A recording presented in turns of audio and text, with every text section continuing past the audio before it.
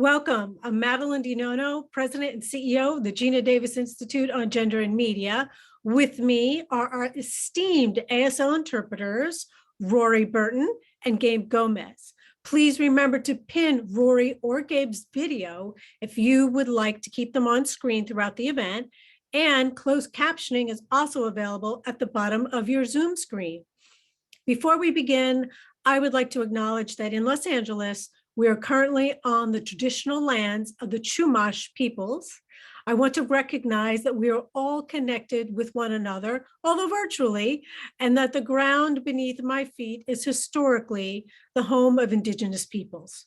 Thank you so much to our partners, Sidney Clifton and the SAG-AFTRA Foundation, for helping to make this very special event happen. We do want to hear from you, so please post your comments in the chat. Lisa Emery, who's our Director of Digital Media, will be live backstage in the chat answering your questions. Now, the Institute would not be here if it weren't for the vision of our founder and chair. Please welcome Geena Davis. Thank you. Madeline, what am I doing here? There I am. Hi, everybody. Welcome. Great to have you all be here with us today. Greetings to all of our members and our partners and our colleagues joining us virtually here today. And also thank you to SAG-AFTRA Foundation for partnering with us on this event. And a huge thank you to Sidney Clifton for allowing us this amazing opportunity to pay tribute to your mom, Lucille. Lucille Clifton is a prolific and widely respected poet, writer, and professor, as well as beloved mother to 6 children and wife to husband Fred. Lucille's work examines themes like family life, racism, body positivity, and gender, showing that her work truly does transcend time and why her work still resonates with so many people. She has and continues to inspire people across the world, and we are so honored to have the opportunity to hear some of her written work here today. So thank you to Louis, Alysia, Isabella, Marley, Terrence, and Alora for lending your voices to today's event. I cannot wait to hear what you've prepared, and I'm going to leave you with a quick poem of Lucille's that spoke to me. Female, there is an Amazon in us. She is the secret we do not have to learn, the strength that opens us beyond ourselves. Birth is our birthright. We smile our mysterious smile. All right, back to you, Madeline. Thank you so much, Geena. I really appreciate it. So Lucille Clifton said, "You cannot create what you can't imagine." And her daughter, Sidney Clifton, embodies great creativity and imagination to all she does as a content creator and entrepreneur. Sidney Clifton is our friend and sister in arms. She has over 20 years of experience as an executive producer and development executive of animated and live action content across multiple platforms. And she currently serves as Senior Vice President of Animation and Mixed Media with the Jim Henson Company. However, that's not what brings us together today. Sidney is also the daughter of world-renowned poet Lucille Clifton. We have been deeply moved by Sidney's vision for creating the Clifton House and all that she is doing to uphold the legacy of her mother, Lucille, by empowering emerging artists. Please welcome Sidney Clifton, who will introduce our esteemed all-star group of guest speakers. And following the readings, we will have a live discussion with all of our guests. So stay tuned. Thank you, Madeline. I am delighted, honored, blessed, grateful to be here with this community of creative, courageous folk. My mother once said, "I come to comfort the afflicted and afflict the comfortable." Her work demonstrated the deep power of poetry as art and activism, of revelation as revolution. And I established the Clifton House in her honor to continue that legacy of creative courage. Today's reading serves as a reminder to poets, writers, artists worldwide that your words have power and your voice is fuel for change. And our readers today are shining examples of that power. I'd like to first introduce our first guest speaker, Alora Young. So excited about this young woman. Alora is the Youth Poet Laureate of the Southern United States.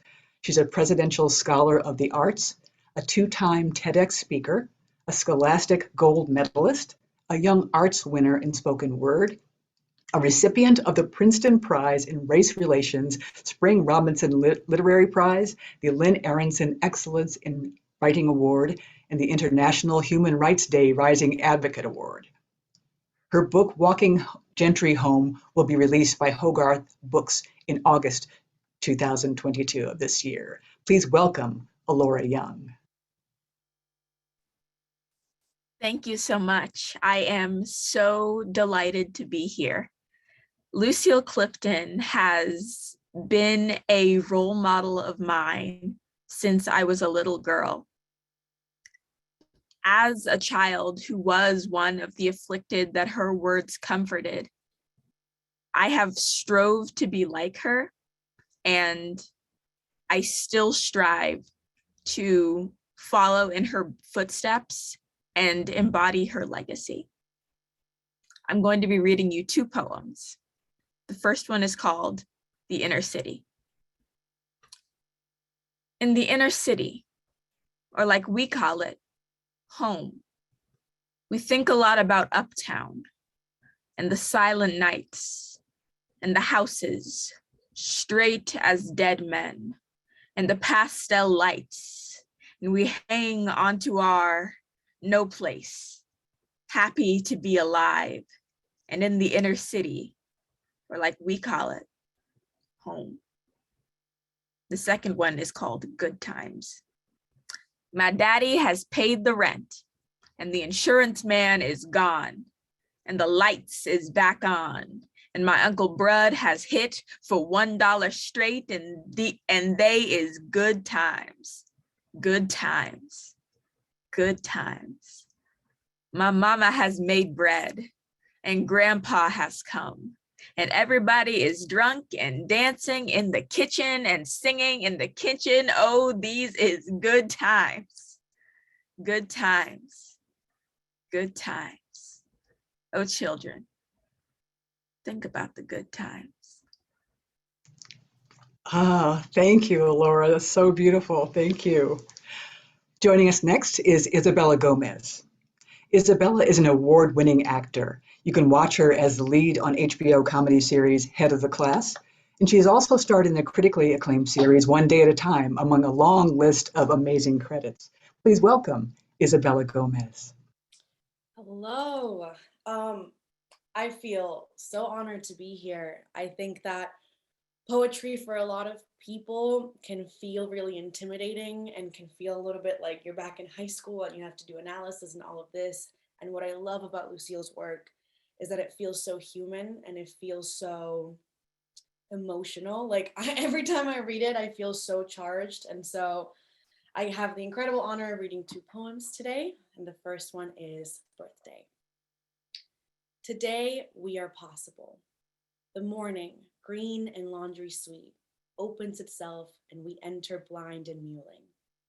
Everything waits for us. The snow kingdom sparkling and silent in its glacial cap. The cane fields shining and sweet in the sun-drenched south. As the day arrives with all its clumsy blessings, what we will become waits in us like an ache. And the second one, which is one of my favorites, is Why Some People Be Mad at Me Sometimes. They ask me to remember, but they want me to remember their memories, and I keep on remembering mine. Wonderful. Thank you. Thank you, Isabella. Up next is the amazing Marley Dias. Marley is the founder of #1000 Black Girl Books and author of Marley Dias Gets It Done, and So Can You, whose successful campaign has garnered over 10 billion, that's with a B, media impressions. She's also the host and executive producer of Netflix's Bookmarks, celebrating Black voices. Please welcome the amazing Marley Dias. Thank you so much for having me. Poetry is one of the key reasons why I started 1000 Black Girl Books, and I am continually excited to amplify the stories of kids that look like me and families that do. The poem I'll be reading today is I Am Accused of Tending to the Past. As if I made it, as if I sculpted it with my own hands. I did not. This past was waiting for me. When I came, a monstrous unnamed baby, and I, with my mother's itch, took it to breast and named it history. She is more human now, learning language every day, remembering faces, names, and dates. When she is strong enough to travel on her own, beware, she will. Thank you. Thank you, Marley. Fantastic. It is my honor to introduce our next guest speaker, Alysia Reiner. Alysia is an award-winning actor and producer. Just a few of her notable credits include Orange is the New Black, Better Things, the new season starting February 28th, and soon to be seen in the new series, Shining Veil, which premieres March 6th. Please welcome Alysia Reiner.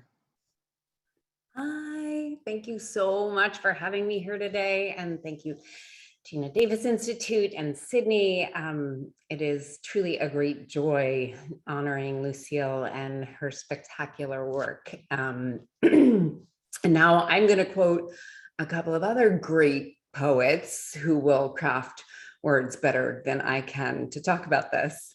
I love the quote that Maya Angelou has, that an unspoken poem is a half-finished poem. And a spoken word poet and cancer survivor, Andrea Gibson, said, something miraculous happens when we speak our truths out loud, when we lift the most intimate stories of our lives into the open air. Nothing in my life has helped me feel more known than spoken word poetry, and no art form has made me more eager to better understand the lives and experiences of others. So I too will read two poems. The first is called Wishes for Sons. I wish them cramps. I wish them a strange town and the last tampon. I wish them no 7-Eleven. I wish them 1 week early and wearing a white skirt. I wish them 1 week late. Later, I wish them hot flashes and clots like you wouldn't believe. Oh, let the flashes come when they meet someone special. Let the clots come when they want. Let them think they have accepted arrogance in the universe, and then bring them to a gynecologist not unlike themselves. I chose these two poems as both the mother of a girl who just got her first period and a friend of many women with many cancer scars, some living and some recently lost. The next poem is called Scar. Scar. We will learn to live together. We'll call you ribbon of hunger and desire, empty pocket flap, edge of before and after. And you, what will you call me? Woman ride, who cannot throw me and will not fall off.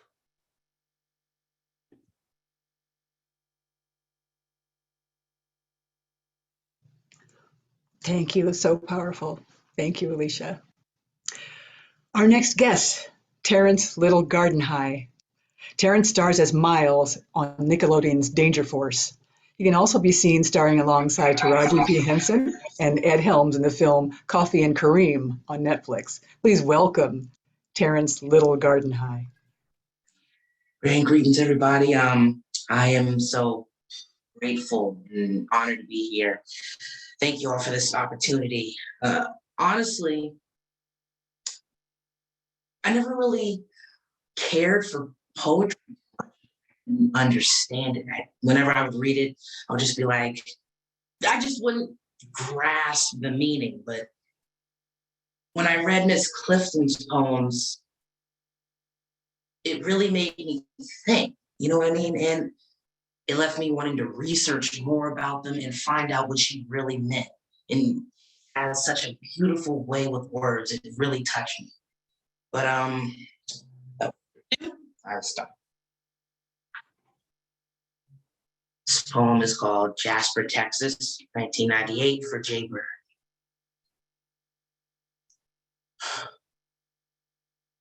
I have a man's head hunched in the road.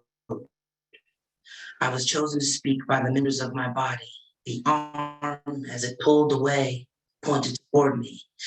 The hand opened once and was gone.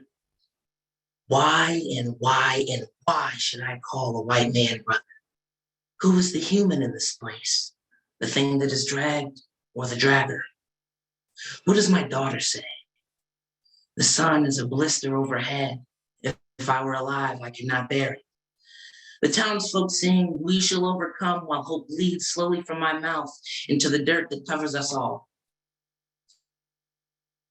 I am done with this. I am done. Thank you. Thank you, Terrence. It's a powerful poem for powerful times. And speaking of, last but certainly not least, it's my honor to introduce someone who needs no introduction. Louis Gossett Jr. is an Academy Award winner, an Emmy Award winner, and a Golden Globe Award winner. From Officer and a Gentleman to Roots to Josephine Baker's story, the list goes on and on. He is also the author of the best-selling autobiography, An Actor and a Gentleman, in which he chronicles the challenges and triumphs of his 50-plus year career. And I am most honored to call him my friend. Please welcome Mr. Louis Gossett Jr. Hello, everybody. First, I must make a statement that the apple doesn't fall far from the tree. So I'm here in honor of your chosen being a part of these people with doing poetry. I've chosen two poems. One is called Prayer. Prayer. Lighten up. Why are your hands so heavy on just poor me? Answer. This is the stuff I made the heroes out of. All the saints and prophets and things had to come by this. Second poem. Listen, children. Keep this in the place you have for keeping always. Keep it always. We have never hated black. Listen, we have been ashamed, hopeless, tired, mad, but always, always, we loved us, have always loved each other, other children, always. Pass it on.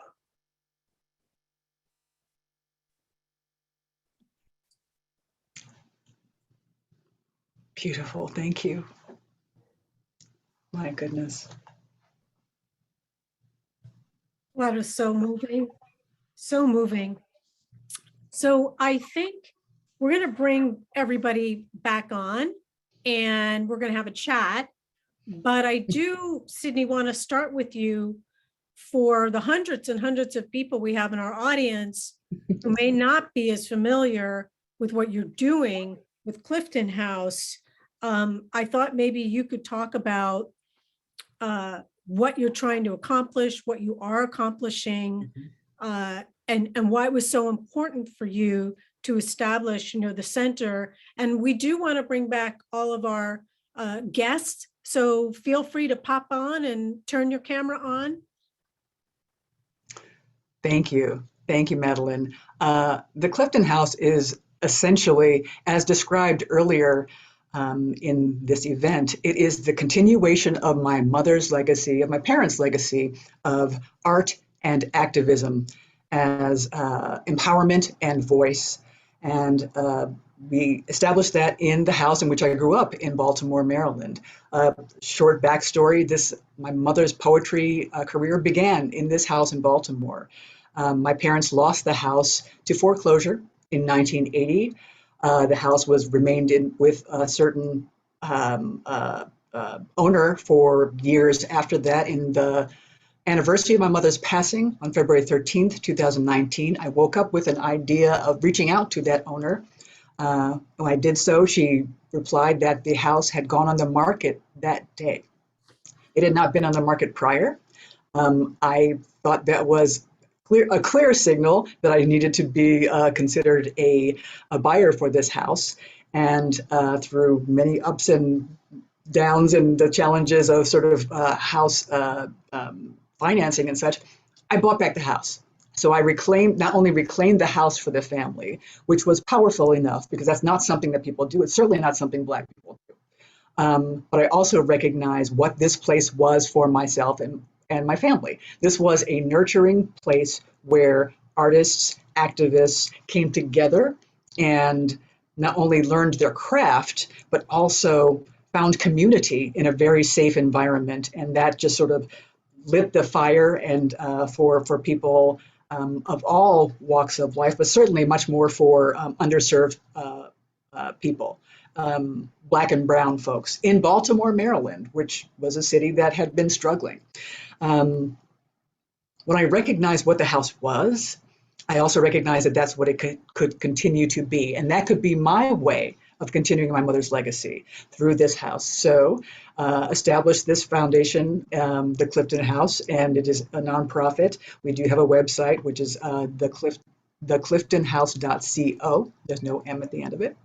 And through this house, we will have artist and writer workshops. We'll have residences. We'll have no and low cost workshops for poetry, writing. We have slam poetry workshops coming up in March. We've had pop-up poetry workshops that have been virtual, but now they'll be hybrid, and now moving forward, they will be in person. And we just want to be a place where artists and poets and visual artists find their voice, learn their craft, and learn the business of being an artist. Because certainly there's value in the learning of craft and leveling up one's craft. But what's also difficult is difficult for many artists is, how do I live this life?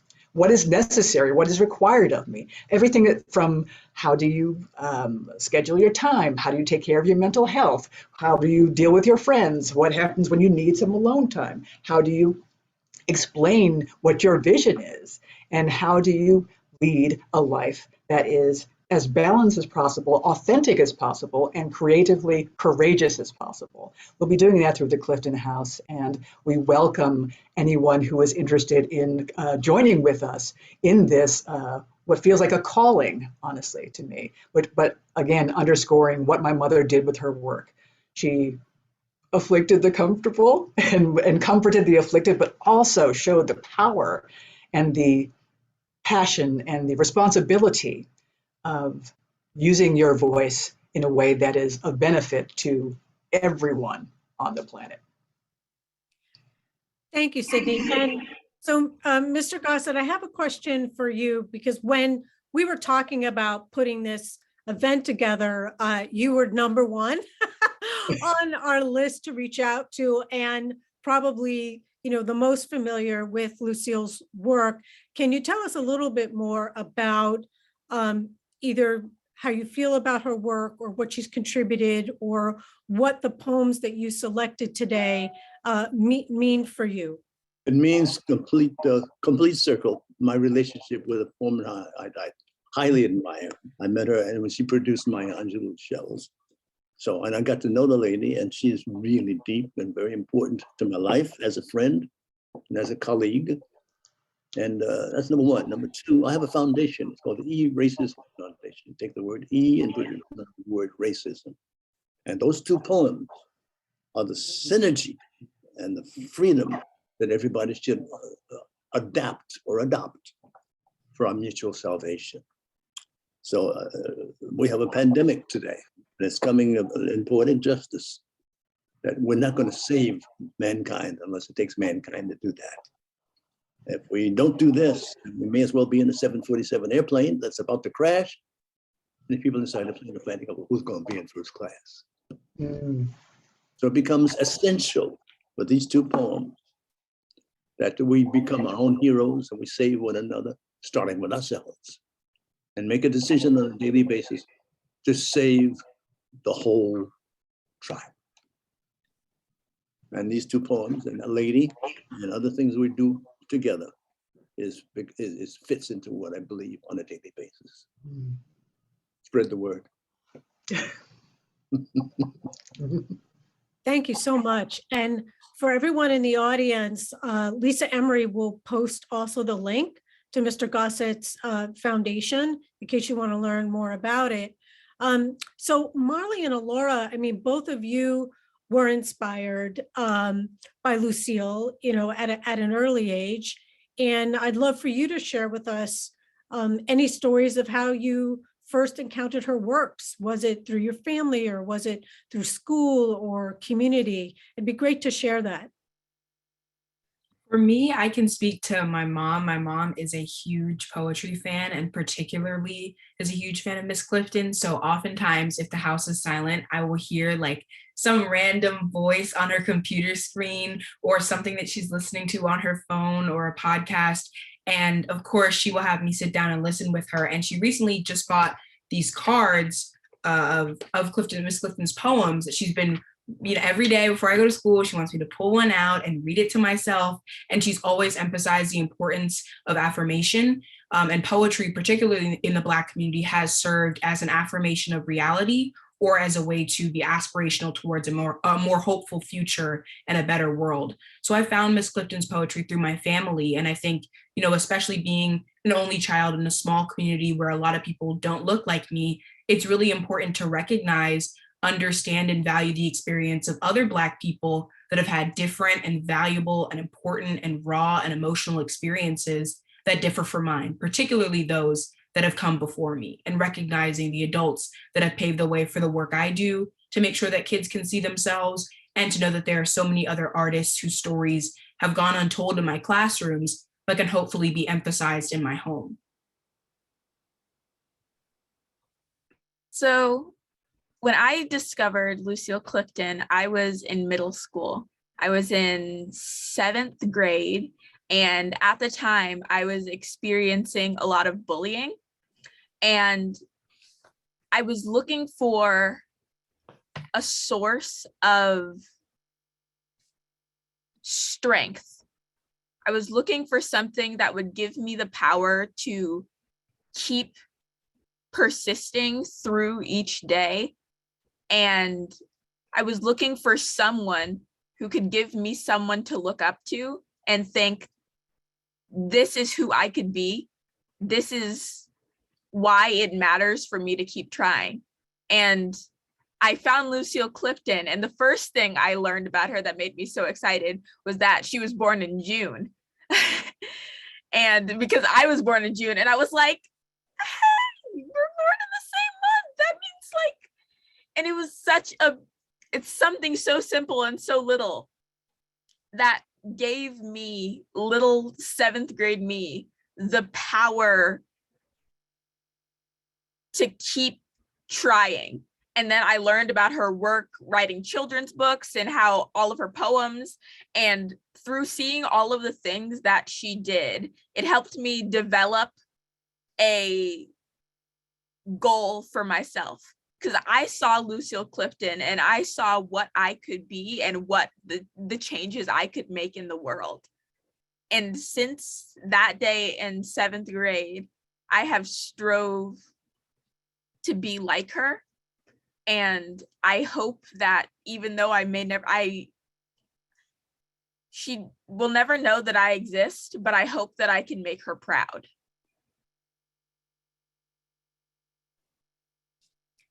Oh, that is so touching. And Sidney, we know your mom is watching, from above.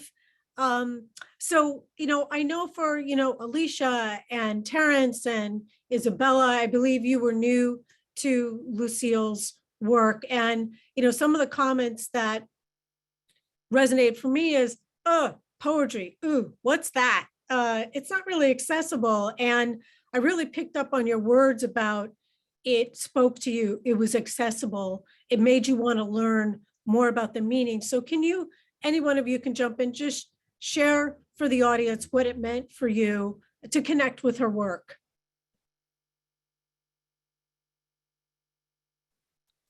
Go. Like I mentioned Let the before, ladies I think- first, go ahead.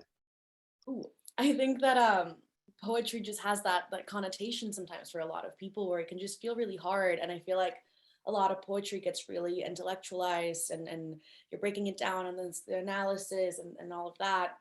And I think that we forget that at our core, we're storytellers, and at our core, we are a species of connection and of community.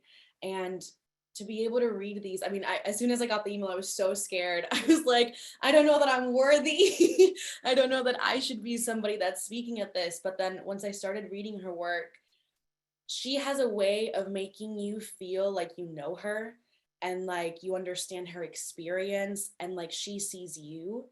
And it's so much about humanity and so much about daily life in the most profound way that I was like, I have to read more and I have to be a part of this and I have to meet Sidney, which I think you're the coolest.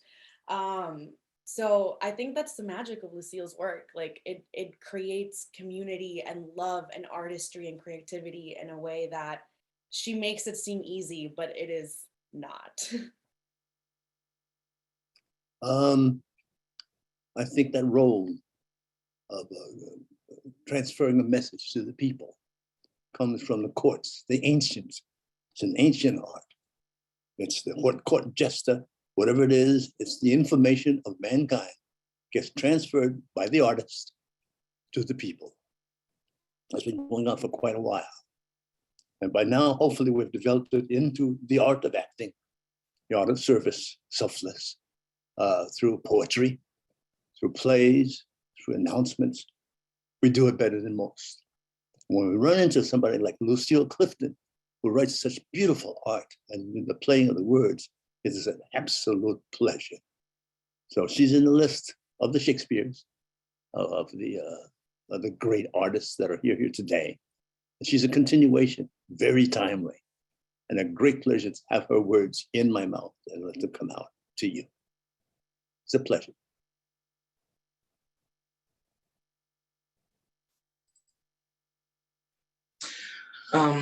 Well, I would just like to say that, well, like I said, poetry never really meant anything to me, never understand it. When I was learning about it back in school, they didn't really teach you how to break it down and understand word for word what the person really meant. But when I first read Miss Clifton's poem, this one, the one that I presented, it instantly just touched me. Like I didn't know what it was about at first, so I did some research beforehand, and knowing what this poem was really about devastated me. Like it truly devastated me. And then after doing some research on it, and then coming back to the poem to read it again, it connected. Like what really happened back then in her words, the feeling I can't explain. But I mean, honestly, I was just kind of like, where was this all my life? You know, like this truly struck me. It did. It really did. And it means so much that I was able to do this. Thank you so much.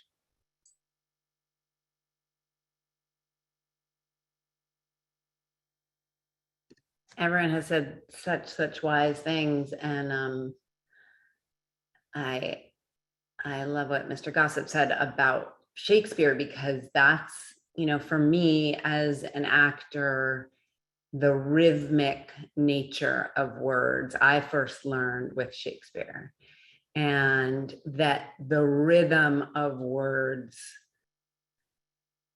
really can be healing. I don't know how else to say it, but there is a rhythm in poetry and that elevates the daily to profound. And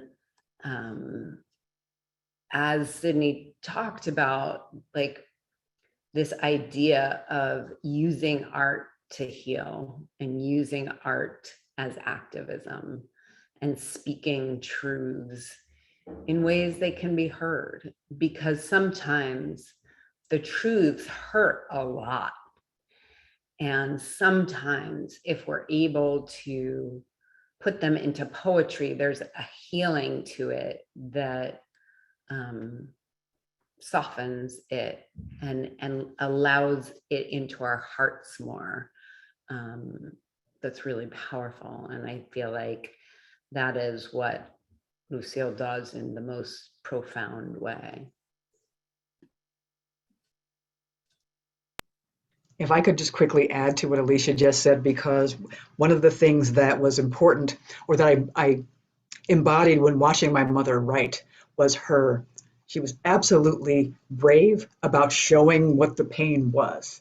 And she was able to describe what the pain was in a way that not only was able to speak to other people's hearts, but was able to, in her healing, share with others who then recognize they were not alone, and then that passes along to them and they're able to share. And so this is just a healing process, and it's a spiritual practice. It takes absolute courage and intention to be that brave on a consistent basis. And so I think that another really important aspect of my mother's poetry, certainly, but I think poetry and art just in general are the ability to use this medium as that meaning for courage and healing, and then sharing that so that people can see that it is possible. You mentioned, Madeline, that my mother once said that we cannot create what we cannot imagine. And I had the great good fortune of being able to imagine many things. The life that I have was imaginable to me because I saw in my parents that they did not box themselves. They did not define themselves by their location, by their proximity, by their color, gender, lack of money, any of those things. None of those things defined them. And in my mother's art, and in my father's also visual art and activism, I had the privilege of being able to show that. But that's another piece of what we're trying to do with Clifton House, is provide a space and provide windows and mirrors to young people and emerging artists and writers who don't have that possibility or who can't see it yet. We want to provide that for them. So it's really important and truly a responsibility and a privilege to be able to provide that for people. And we're so blessed that you are doing that. So I know that we are getting a lot of audience questions. So I am going to invite Jazmin Borad, who's our Senior Director of Events, who's going to pop on and share some of the questions for all of you. Hi, Jazmin. Hello. Thanks, everybody, again for joining us. I mean, I was sitting here watching in tears, some of those, but so moving and so beautiful. Thank you, Sidney, again. We do have a few audience questions, and let's see. So Sidney, this first one is for you, actually. Do you have a favorite memory from your childhood of Lucille writing or reading her work? What is that memory? Oh, I don't think I have a favorite. There are so many. Some of them are just flashes, including my mom wrote on a typewriter in the dining room table, which was sort of in the center of the house. And if you're a mother of 6 young children, that's probably where you're going to be. Put yourself in the center so that you can do your work, but also keep an eye out on other things. What I remember very clearly is what it felt like meditative when she was writing. The fact that I remember the vision of her silhouette with against the light in the window.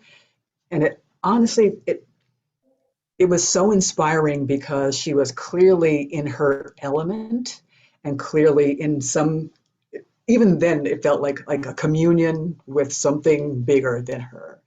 So I think the favorite memory, the favorite feeling is that as a woman and a mom and a wife, that art and that kind of communion with your creative center was what you were supposed to do. This is what you did. And that gave me permission as even a young girl to recognize, to remember that in myself. So I hope my children feel the same way about what possibilities are for them. She gave me possibility.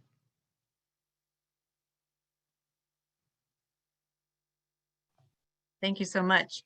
I know you have some questions that are kind of for the whole group, but everyone wants to know, all of you as artists, what are you working on now? How come we can support your work? Where can we see you? What's going on in your world, basically?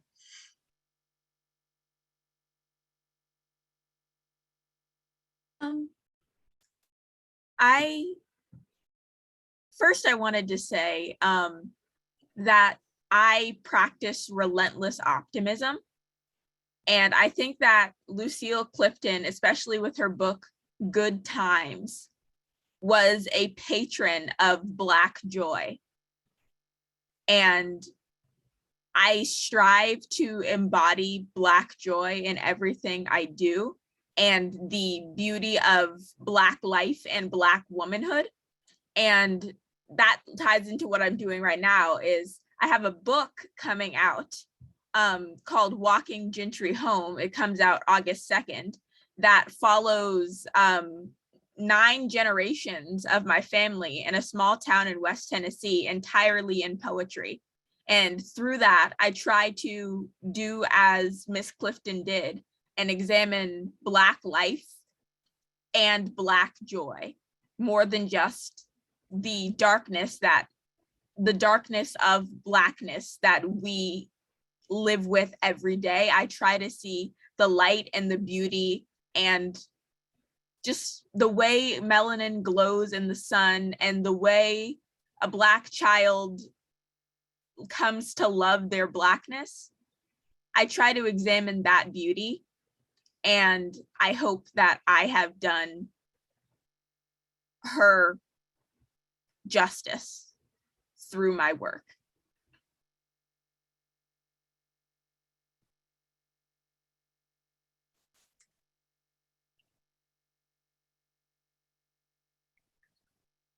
Well, I've been biting my tongue because I want to keep this subject because it's such an important one. So I'm continuing with the foundation. I'm speaking, it just came back from Little Rock, talking about the very subject of these poems. There's a role that we play that I learned back from the old African culture. The oldest culture that we know about in the world is Africa. And there's something that's been done on every age in a tribe where you find it, and that's for the benefit of the whole tribe. So when you're young, you gather beans and stuff for the people to cook. And when you're a little older, you go get the animals and eat the fish. There's always something to do that's for the benefit and longevity of the entire tribe. Now, I'm an elder. So for what it's worth, I'm going to join a podcast. I got other movies to do, but that's not this program. This is the program of the elder. I'm an elder now. So for what it's worth is the name of my podcast. And the very reason why I'm on your program right now is to listen to you young folks and see what I can do to add to that for what it's worth, and then move on. And when you do that properly, you tend to heal yourself from illnesses and you fall back into grace with God, and you stick around a long time. My career is now 72 years long because of that action.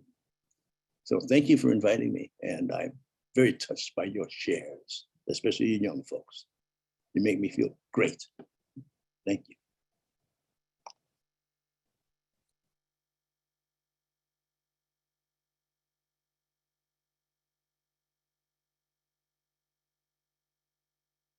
I don't think there's any appropriate way to follow that up, but And I usually people are saying that about me, but it's very fun to say it about somebody else. I have been continuing to work with the National Education Association to talk to authors whose books are either currently being banned in schools, to provide resources for teachers of book lists and conversation starters and educational videos. And I continue to collect books through my 1000 Black Girl Books campaign, and any specific information about how to donate or support would be on my Instagram or my website, which is marleydias.com. But really, to emphasize the work I do with NEA, I think it's really critical to the discussion we've been having that many of the stories of Ms. Clifton are not included in school curriculums, that the stories of Black everyday experiences, small Black communities, low-income Black communities are often not included in our school curriculums and are intentionally excluded. And I think it would be really great for the people that are here today to be able to learn more about some of the other stories and people that have been inspired by Ms. Clifton's work that have continued to spread the messages of telling stories of Black families and Black kids and Black girls throughout their classrooms, even if there is pushback, and no matter what, with pride and with resistance and with optimism. So the work I do with NEA, I think I'm really proud of, and I think deeply connects to why I was excited to be here and why I'm continuing to fight for the stories of Black people and of Black communities, particularly in our most valuable space, which is our learning spaces.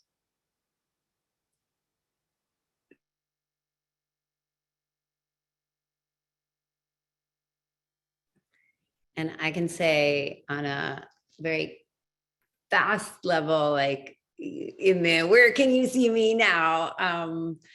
As Sidney said, Better Things, which is a show I'm on, starts premiering February 28th, and a new show on Stars called Shining Veil starts premiering March 6th. And then I have a Marvel project coming out in this summer.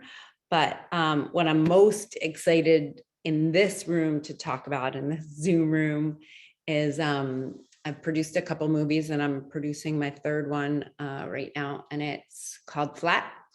And our lead is a 8th grade science student, and he a beautiful Black young man. And I've never seen a movie where pretty much in every room he's in, he's the smartest boy in the room. And I am so excited. It's my first time producing something where it isn't a female lead, but I so want to tell the story of this amazing young man, because we've never seen a movie where we have a brilliant Black young male scientist, and I want to be the one to make that movie with a lot of other amazing humans. And it is very much about Black joy and his healthy, intact family, and what's possible as opposed to what's impossible. So I'm really, really excited about that. And if anybody has any questions about that, you can just reach out to me.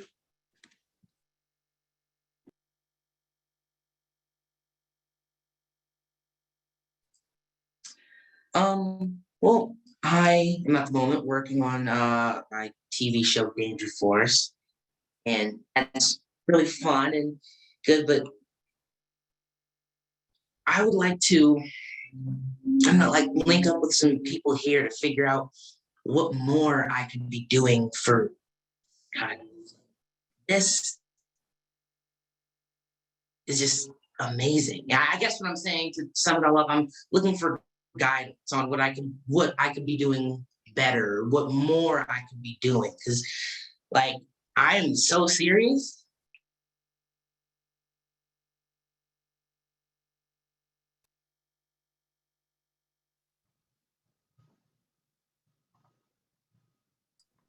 May I continue to speak? Absolutely. Please. I Okay. think Terrence froze. Well, I hear these young people, and they resonate in my life. I feel very sensitive to the questioning of Black minds, period. I was very smitten by the way the celebration ended in the United States and in the Tokyo Olympics, where they hugged each other and they got rid of racism. Racism is a poison, it's a virus. And it's more than you can think if you live during those particular times of lynchings and riots and stuff. So now, as of that last poem, God seems to put us through stuff that we want to resist. And it's the hard lessons of being and the hard experiences. Once we overcome those experiences from the lesson that God has given us, we're getting rid of our little resentments, our hatreds, our automatic assumption of superiority, so that we can see clear to live together properly and successfully. That second poem is that. That's why Miss Clifton existed, to write poems like that. It's very important that we get rid of the garbage, go through the changes, and let go and let God tell us what's next. And that's so important, as what is worth from an elder to you young folks. Go through those changes, get rid of the poisons, and get on with your life.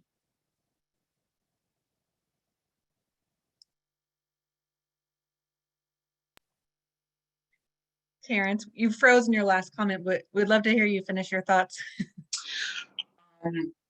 I don't know exactly where I froze at or where I was, but basically what I was just saying is that I don't want the learning of poetry to stop here, and I won't let it. I'm going to continue to read more of her poems and do more research and learn about all of this wisdom that she just has, just poems on top of poems. It's crazy, but what I was asking for was guidance from everybody here, whether it's like, I don't know, putting stuff or just learning about how to do better.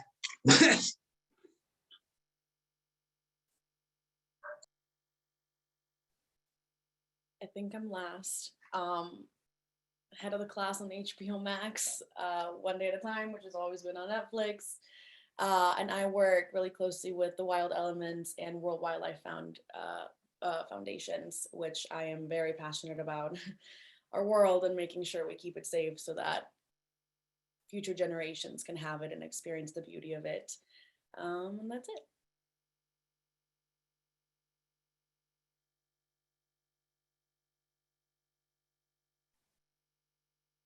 Well, I think that's all we have time for as far as audience questions go, but I know Madeline and Sidney, you wanted to leave with some closing remarks?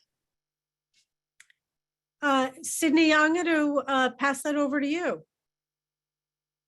All right. Well, I essentially just want to thank everyone for attending, for supporting. Your energies, your love, your commitment, your passion truly shines through and inspires me immensely. And I wanted to leave with one of my mom's most famous poems, most beloved poems, which seems to speak to not only the foundation of what we've been talking about, but also about the way one walks in the world as an artist. It's called Won't You Celebrate With Me? Won't you celebrate with me what I have shaped into a kind of life? I had no model. Born in Babylon, both non-white and woman, what did I see to be except myself? I made it up here on this bridge between starshine and clay, my one hand holding tight, my other hand. Come, celebrate with me that every day something has tried to kill me and has failed. Thank you. Thank you. Thank you. Thank you, everyone. Thank you so much, Sidney. And this isn't a one and done. So we'll definitely be continuing this partnership, and I hope we can even do this annually together. But I also wanted to thank Sidney for her gift. And I don't know if Jazmin, you wanted to explain, and hopefully our audience knows that Sidney is actually gifting some of her mom's work. So I hope all of you have been submitting your name. So Jazmin, how is that going to work? Right, so we'll pick 5 winners at random. Basically, anyone who attended today's event is going to be entered. I have a list of everybody that's on. So those amazing cards that Marley showed earlier, we're giving some of those away, as well as a full collection of Lucille's work. So we will be sending out a post email thanking everybody, and we'll mention our winners there, and then I'll follow up with you directly. So be on the lookout. And just for all of our members to know that this event will be in our on-demand library, and also for all of our esteemed guests, we'll be happy to send you the recording if it's something that you want to share or review again.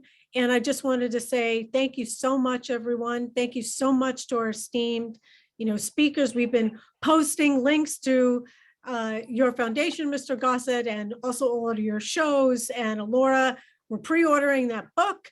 And I hope you will stay engaged with the Institute, and just blessings to all of you. Thank you so much. Thank you, everyone. Thank you, everybody.